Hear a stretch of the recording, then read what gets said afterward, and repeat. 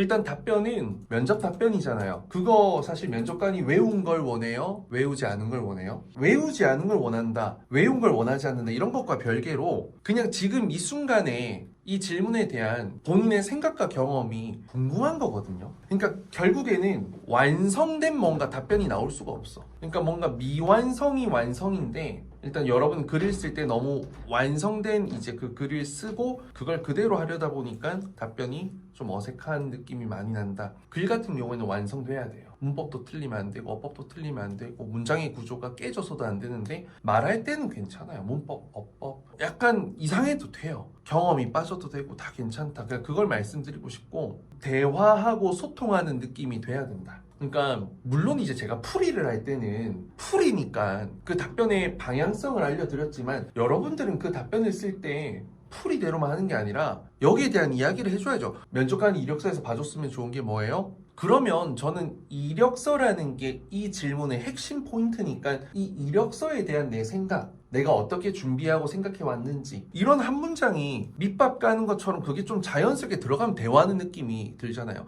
예를 들어서 면접관이 이력서에 봐줬으면 하는 게 뭐예요? 저는 안전 관련된 자격증 취득한 걸 봐주셨으면 좋겠습니다. 물론 이게 답변의 풀이긴 한데, 진짜로 현장에서 질문을 받았으면 아니 제가 사실 남들보다 조금 늦게 객실 승무원을 준비해왔기 때문에 이력서상 사실 좀 부족한 점이 많지 않았을까 생각이 드는데, 그래도 면접관님께 이 안전 관련된 자격증만큼은 그래도 열심히 했다는 점을 그래도 한번 말씀드려보고 싶습니다. 그럼 뭔가 대화하는 느낌 나잖아요. 결국에는 면접관이 원하는 건 사실 면접에서 대화 소통이 어렵긴 한데, 이렇게 말해주는 것만으로도 대화 소통하는 느낌이 난다라는 거. 그리고 제발 경험을 쪼개고 쪼개서 길게 말하지 말아주세요. 진짜 한 문장이면 끝내도 되는 그 경험이, 그리고 그 경험 상세히 적는 거는 자기소개서에서 디테일만 살려가지고 그냥 좀 길어도 되니까 좀 긴 한 문장이라도 되니까 길게 한 문장으로 끝내주는 게 좀 핵심이지 않을까? 예를 들어서 우린 이런단 말이에요. 크리스마스 날 영화관에서 근무한 적이 있습니다. 그때 정말 많은 고객들이 방문해 주셔서 동료들 간의 업무 효율성, 팀워크가 잘 맞지 않았고 이로 인해서 불만 고객이 자주 발생했습니다. 특히 이 고객의 경우에는 이런 것을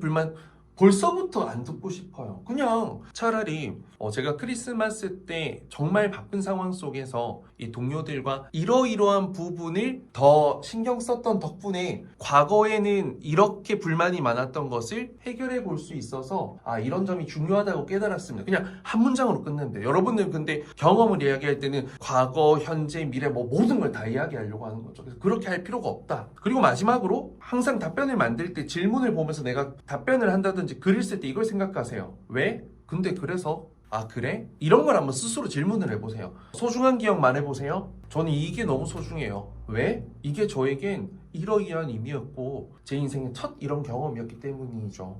근데 실제로 제가 이때 이런 거 했었는데 이때 너무 감동적이었고 이게 아직까지도 기억에 남습니다. 그래서 저도 이런 게 너무 좋았기 때문에 제가 앞으로 근무하면서 동료들과 이런 시간 가질 때 이런 거 조금 더 신경 써서 해볼 것 같습니다. 그렇구나. 끝나는 거죠. 네 문장이거든요. 그러니까 끊임없이 질문에 뭔가 구체적으로만 쓰려고 하는 게 중요한 게 아니라, 들었을 때 더 이상 의문점이 들지 않고 기승전결 혹은 짧은 답변은 서론, 본론, 결론 이렇게만 된다고만 하면 끝이에요. 그래서 너무 완성된 답변으로 막 하려고 하진 않았으면 좋겠다. 답변 만드는 게 어려운 건 아니거든요. 물론 이제 소재 선정이나 이런 것들은 고민이 될 수 있겠지만 좀 말이 되는 그런 흐름으로 좀 만드는 연습을 많이 해주면 좋겠습니다.